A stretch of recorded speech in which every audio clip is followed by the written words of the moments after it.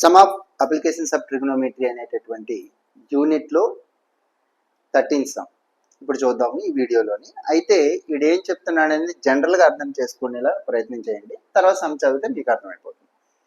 First ఏంటంటే ఒక light house ఉంది. లైట్ హౌస్ అంటే మీ అందరికీ తెలిసిందే, శ్రీ దగ్గర లైట్ హౌస్ ఉంటుంది. లైట్ హౌస్ మీద నుంచి రెండు షిప్పుల్ని చూస్తున్నాడంట. రెండు షిప్పుల్ని చూసేటప్పుడు ఎంత యాంగిల్ ఫామ్ చేస్తుందంటే 30 degrees ఒకటి, 45 degrees యాంగిల్ ఒకటి ఫామ్ చేస్తుందంట. అది కాకుండా ఈ లైట్ హౌస్కి 2 షిప్స్ కూడా ఒకే సైడ్ ఉన్నాయని కూడా మనకు చెప్తున్నాడు, సేమ్ సైడ్ ఉన్నాయి. అయితే రెండు షిప్పుల మధ్య డిస్టెన్స్ ఎంత అనేది అది అడిగేది. అయితే సార్ ఆ రెండు యాంగిల్స్ అన్నాడు కదా, ఇది 30 అది 45 తీసుకోవచ్చు కదా. ఎప్పుడైనా దూరంగా ఉండేది తక్కువ యాంగిల్ చేస్తుంది, దగ్గరగా ఉండేది ఎక్కువ యాంగిల్ చేస్తుంది. ఓకే, కాబట్టి మీకు అది తెలుస్తుంది. ఓకేనా? ఇప్పుడు వచ్చేటప్పటికి సమ్ చదువుకొని ఓకే, మీకు సమ్ ఎలాగా అర్థమై ఉంటుంది కాబట్టి ఓకే. ఇప్పుడు అది అడిగింది ఏంటంటే మీకు క్యాజువల్గా అర్థమైపోయింది కాబట్టి ఇప్పుడు మనం ఏం చేద్దామంటే ఫస్ట్ని మనం ఫైండ్ చేయాల్సింది ఇది కదా. కాబట్టి ఫస్ట్ చిన్న ట్రయాంగిల్ ఉంది కదా, చిన్న ట్రయాంగిల్ ఏబిసి ఉంది కదా, ఏబిసి ట్రయాంగిల్ తీసుకొని ఈ సైడ్ తెలుసు కాబట్టి ఈ సైడ్ ఫైండ్ చేస్తాం.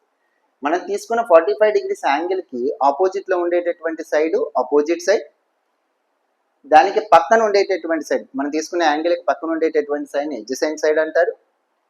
90 degreesకి ఆపోజిట్లో ఉండేటటువంటి సైడ్ని హైపోటెనస్ అంటారు. ఓకే, క్లియర్, మీకు అది తెలుసు. అయితే ఇప్పుడు నేనేం చేస్తున్నాను, opposite side by adjacent side, opposite side by adjacent side tan θ మీకు తెలుసు కాబట్టి tan θ తీసుకొని నేను చేస్తాను. దానికన్నా ముందు ABC is a right angle triangle. ABC is a right angle triangle.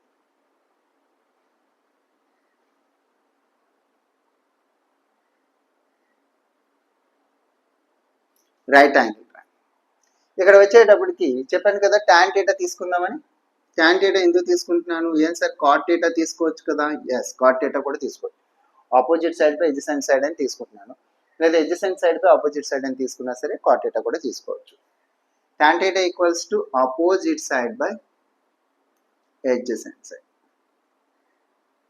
Yes, θ ఎంత 45 degrees. 45 degreesకి ఆపోజిట్లో ఉండే సైడ్ 75 మీ.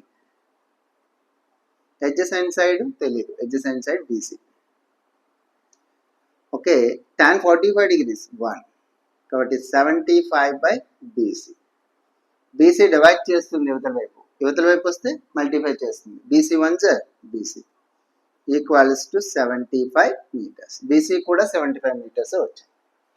ఇప్పుడు పెద్ద ట్రయాంగిల్ తీసుకున్నాం, ఏబిడి ట్రయాంగిల్ తీసుకున్నాం. ఇది తెలుసు కాబట్టి ఇది మొత్తం కడదాం, బీడీ కడదాం. మనకి ఎలాగ బీసీ తెలిసిపోయింది కాబట్టి బీడీ కట్టేసి బీసీ తీసేస్తే సిడి తెలిసిపోతుంది. ఓకే, మీకు అర్థమైంది. అంటే ఇప్పుడు ABD is a right angle triangle.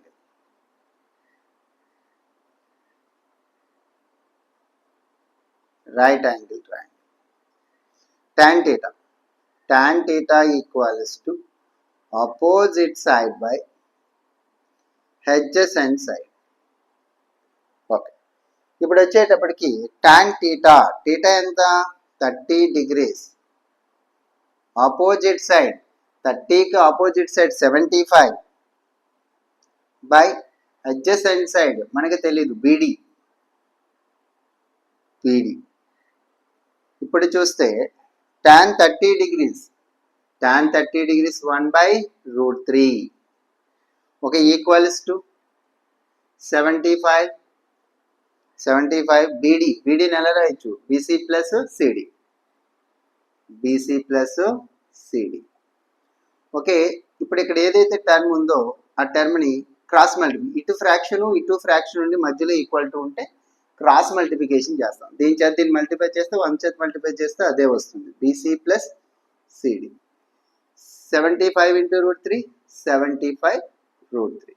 Okay, BC value మనకు ఆల్రెడీ తెలిసిపోయింది, బీసీ అంతా 75 కాబట్టి 75 ప్లస్ సిడి ఈక్వల్స్ టు 75 √3. ఈ 75 ప్లస్ అవతలకు షిఫ్ట్ చేసేస్తే మైనస్ 75 √3 మైనస్ 75. కాబట్టి 75 ఎక్కడెక్కడ ఉంది కాబట్టి 75 కామన్ తీసే, 75 కామన్ తీస్తే √3 ఉంది ఇక్కడ, మైనస్ ఇక్కడ 1 ఉంటుంది. దాని గురించి మీకు ఆల్రెడీ చెప్పాను. చూడండి ఒక 75 ఉందంటే దానికి పక్కన ఏమీ లేకపోతే ఇంటూ 1 ఉంటుంది. ఓకే, పవర్లో కూడా 1 ఉంటుంది, డినామినేటర్లో కూడా 1 ఉంటుంది. కాబట్టి వీటి అవసరం మనకి లేదు, డినామినేటర్ ఇప్పుడు దాని గురించి అవసరం లేదు, ఇంటూ 1 ఉంటుంది. ఇప్పుడు 75 ఆ ఇంటూ 1 ఎందుకు రాయారు సార్ అంటే మరి 75 1 75 కదా, ఇంకెందుకు మరి పక్కన 1 రాయడం అలా. ఇప్పుడు వచ్చి 75 మనం ఎప్పుడైతే కామన్ తీసామో అప్పుడు ఈ 1 అని రాస్తాం అనమాట. ఓకే, మీకు అర్థమైందేమో. బీసీ సిడి మీకు అర్థమైంది. ఈ మధ్యలో రెండు షిప్లకి మధ్యలో ఉండే డిస్టెన్స్ ఎంత కనుక్కోమన్నాడు కదా, కనుక్కున్నాము.